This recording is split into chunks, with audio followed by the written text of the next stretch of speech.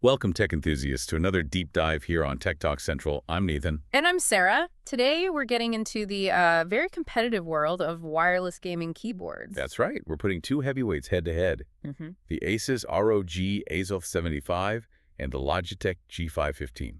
Yep, our goal is to really unpack the specs, the design, and what actual users are saying to give you the clearest possible picture. Exactly. Whether you're upgrading, looking for an edge, or just curious, we've got you covered. Let's get into it. Okay, first up, how they look and feel. Form factor. Right. The ASUS ROG Azoth 75, it's a 75% layout. So compact, but you keep the function row, the arrow keys. Kind of a sweet spot. And it feels solid. Full metal build, aluminum top plate. People say it's heavy, like nearly 4 pounds. Really robust. And ASUS leans hard into that custom DIY feel, even in the design. It's got that little OLED display, 1.47 inches. Yeah, and the three-way control knob next to it. Exactly. It's not just for show. System info, settings, media, even custom GIFs. And the knob does volume, brightness, that kind of thing, quick access. It really screams user control, customization. At-a-glance info is the idea there. Yeah, flip over to the Logitech G515. Totally different vibe. Yeah, TKL. Tankuless. So no number pad at all. Even more compact. But the big thing is how thin it is. Just 22 millimeters. Ultra slim. It's mostly plastic, but there's the steel top plate under the keys. Right, which gives it, surprisingly, some heft.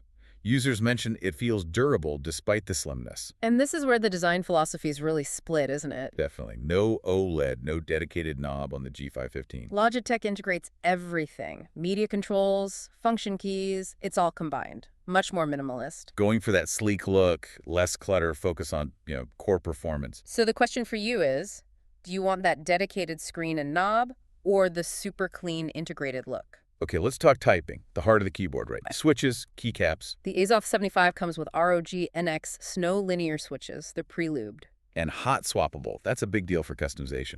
Huge. You can pull out the switches, pop in different ones, tactile, clicky, whatever, no soldering needed. And people describe the Snow switches as having a solid, clean, kind of thocky sound.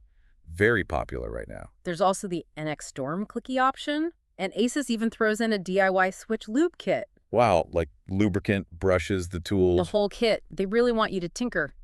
Plus, pre-lubed stabilizers, PBT, double-shot keycaps for durability. And that internal design is key too, right? The gasket mount. Oh, absolutely. Gasket mount with 3 layers of dampening foam. So what does that actually do? It basically suspends the main typing assembly inside the case on soft gaskets. It absorbs vibrations, kills that hollow pinging sound. Ah, okay. So that's how you get that quieter, more premium, cushioned feel. Exactly. Users rave about the phenomenal typing experience and soothing sound on the Azoth. Okay, so the G515, what's its approach? It uses low-profile GL mechanical switches. Factory lubed. Tactile brown is a common one. Low profile, so shorter travel distance. Right.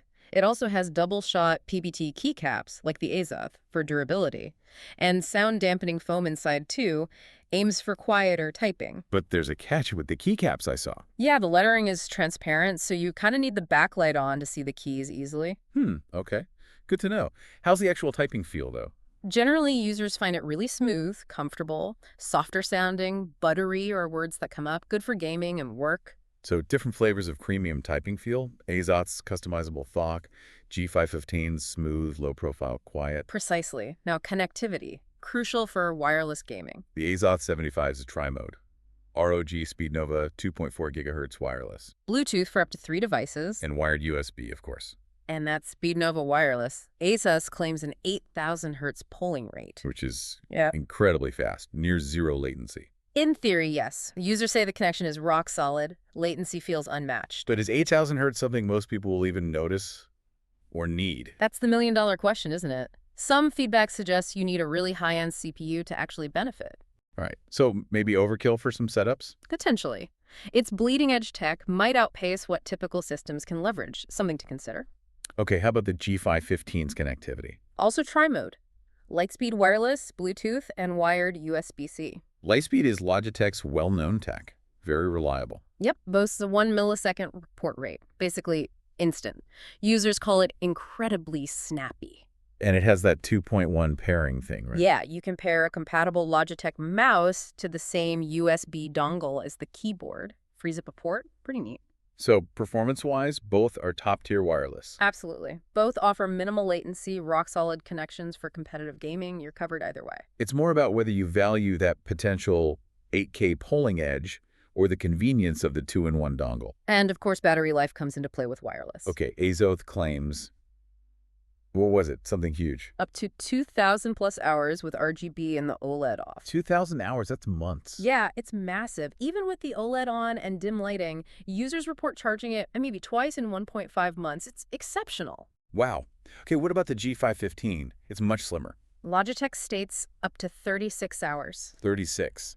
That's a big difference from 2,000. It is. And remember that keycap backlight issue. That 36 hours is likely with LEDs off. Ah, so if you need the LEDs on to see the keys. You're probably looking at maybe half that. Though one user still got about 18 days on a charge with typical use. So still decent, lasts several days, but nowhere near the Azoth. Trade-off for the slim design. Exactly. Now the final piece, value. How much do these cost? The ASUS ROG Azoth 75, it's pricey. Around $230 typically, list is higher. And opinions are split. Some find it overpriced, others say worth every penny for the features and build a masterpiece even. Right. And the Logitech G515. More accessible, usually around $140, list is $160. Okay, significantly cheaper. Yeah, customers often highlight it as good value for money, especially compared to older Logitech models. Excellent product for the price. So it really shows the different targets. Premium enthusiast versus high performance value. Definitely. Which brings us to the wrap-up. Who is each keyboard really for? Okay, the ASUS ROG Azoth 75. It feels like it's for the enthusiast, right? Someone who values deep customization, hot swap switches, the lube kit. The OLED screen, that super robust build, the amazing typing feel, and doesn't mind paying a premium for it all. Exactly. If you want top-tier everything and love to tinker, that's probably your pick.